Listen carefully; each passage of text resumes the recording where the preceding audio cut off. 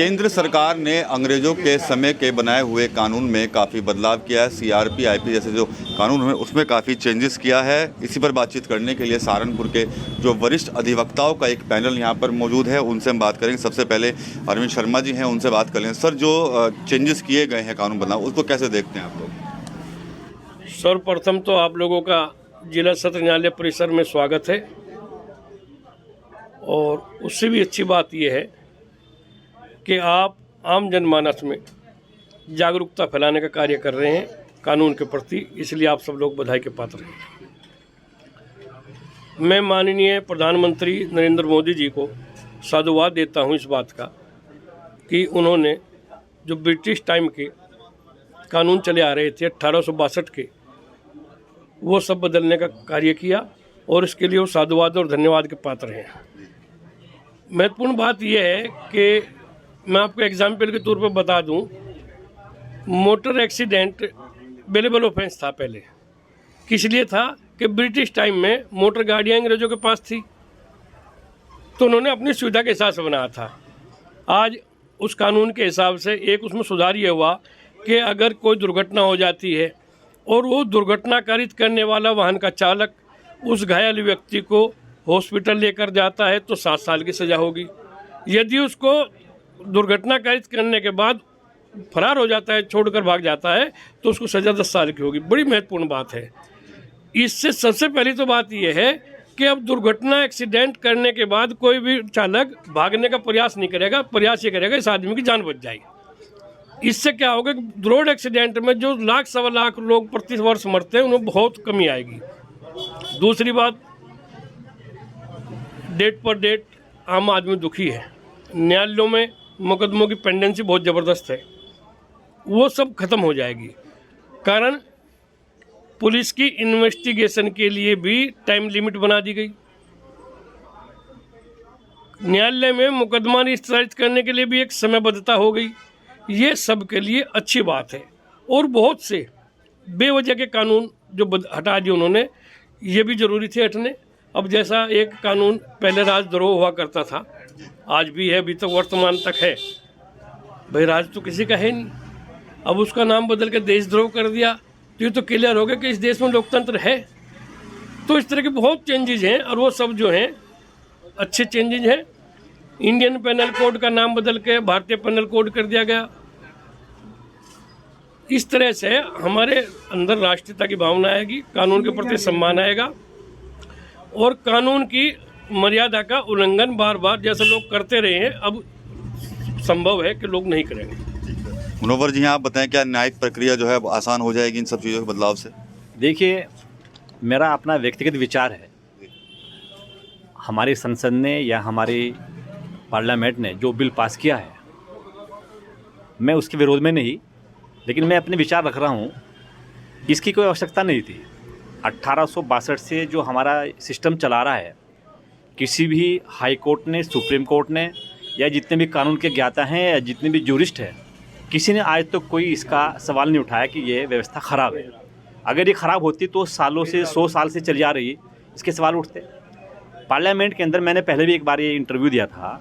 मेरा ये सुझाव था कि सबसे पहले जो कानून के ज्ञाता हैं, जो हमारे लॉ मिनिस्टर हैं या जो हमारे अधिवक्तागण हैं, ऑनरेबल हाई कोर्ट के जजेज हैं, सुप्रीम कोर्ट के जज, उनका भी एक मशवरा होना चाहिए था।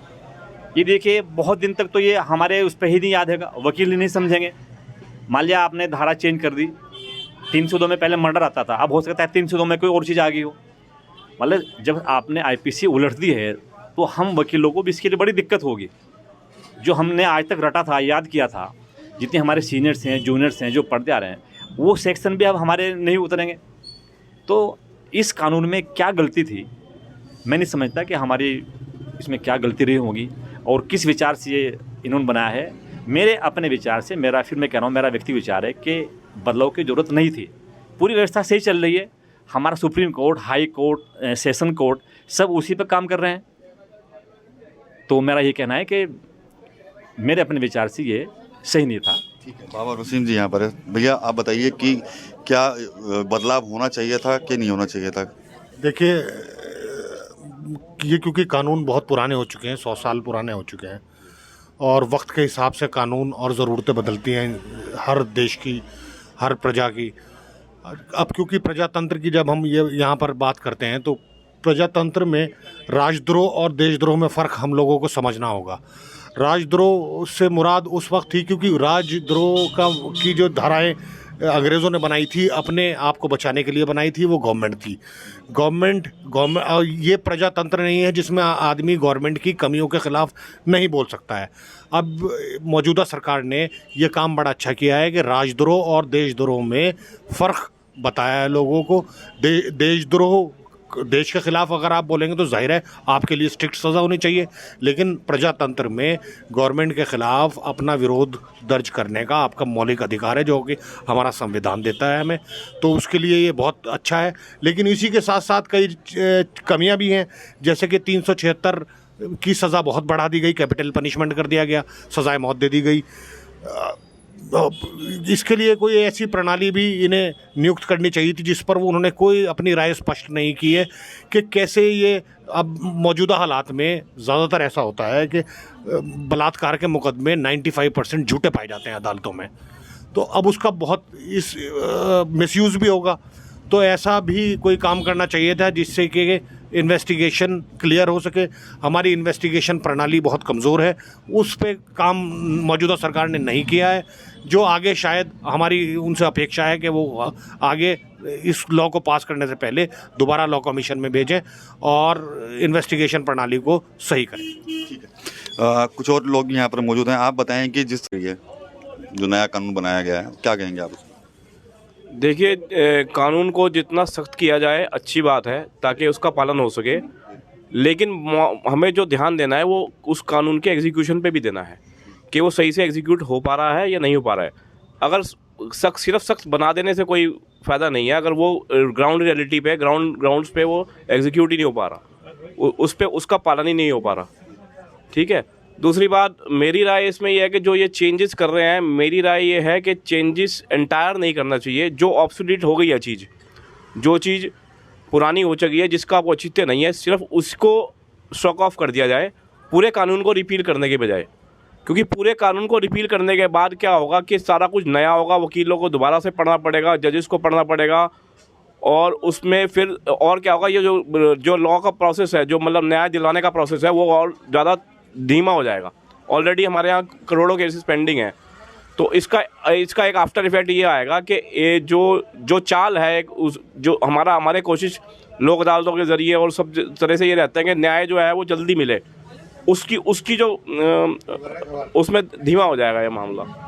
इसलिए मेरी राय ये है कि ये सब एंटायर लॉ ना चेंज करके इसके जो पॉइंट्स हैं, जो ऑब्सोलीट हो चुके हैं, जो पुराने हो चुके हैं, जिनका कोई, उन्हें स्टॉक ऑफ करा जाए खाली। शर्मा जी फिर दोबारा कुछ कहना चाह रहे हैं? जी सर बताएं। देखो, एक तो महत्वपूर्ण इसमें सुधार ये होगा, ऑनलाइन एफआईआर आदमी कहीं भी करा सकता है। सर्वप्रथम तो किसी भी घटना घटित होने के बाद एफआईआर करना बड़ा जटिल था, और उससे भी अच्छा सुधार ये होगा, कोई भी इन्वेस्टिगेशन ऑफिसर इन्वेस्टिगेशन के दौरान पीड़ित व्यक्ति को ये नहीं बताता था कि मैंने कहाँ इन्वेस्टिगेशन कर ली, कहाँ तक पहुँचा, अब उसको ये भी पूछने का राइट है। और उससे भी बड़ा महत्वपूर्ण सुधार जो होगा वो ये होगा, कोई भी इन्वेस्टिगेशन ऑफिसर मनचाही की डायरी लिख देता था, अब ऐसा नहीं होगा। अब प्रत्येक विटनेस के ऑडियो वीडियो बयान रिकॉर्डिंग भी होंगे। जब उसके ऑडियो वीडियो बयान रिकॉर्डिंग होगी तो कोई भी आईओ इन्वेस्टिगेशन ऑफिसर उसमें अपनी मनमानी नहीं कर सकेगा। दूसरी महत्वपूर्ण बात ये भी सबके हित में होगी, पहली बार अगर कोई अपराधी अपराध करता है और 1/3 टाइम उसको जेल में बिता दिया उसने, तो उसके बाद उसका राइट बेल का हो जाएगा। अभी तक क्या है, फर्स्ट टाइम आप पे 307 किसी ने फर्जी लगा दी गई, पता लगा 4 साल आपकी बेल नहीं हुई, तो अब एक समय अवधि जेल में बीतने के बाद आप बेल के लिए एंटाइटल हो जाएंगे। ये अच्छी बात है। इन्वेस्टिगेशन और मुकदमा की समय निर्धारित हो जाएगा, ये उससे भी अच्छी बात है। इसमें सुधार ही सुधार हैं। जहाँ तक मुनव्वर भाई ने कहा, हो सकता है या तो इन्हें ज्ञान नहीं है या ये कि कन्फ्यूज़ हैं। ये सब एक्सपर्ट से 6 महीने पहले उनके पास भेजा गया था बनाने के बाद ड्राफ्ट। इसमें जो कमियां थी उनको सुधार किया गया। और संसद का काम कानून बनाने का होता है। किसी भी उच्च न्यायालय, उच्चतम न्यायालय का काम कानून बनाने का नहीं, संसद द्वारा पारित कानून को पालन कराने का होता है। Thank you. आप बताइए सर, क्या न्यायालय का लोड कम हो जाएगा कुछ या बढ़ जाएगा और? देखिए, कोई भी चीज़ जब फील्ड में आती है ना, तो उसमें थोड़ी सी प्रॉब्लम तो होती है, लेकिन ये है कि 376 का ये जो भी मामले हैं, पढ़ना पड़ेगा। तो पढ़ने के बाद कुछ दिन परेशानी खड़ी होगी, अदरवाइज उसके बाद सब रूटीन में आ जाएगा। बहुत अच्छा है, कोई परेशानी नहीं है, सही किया जो।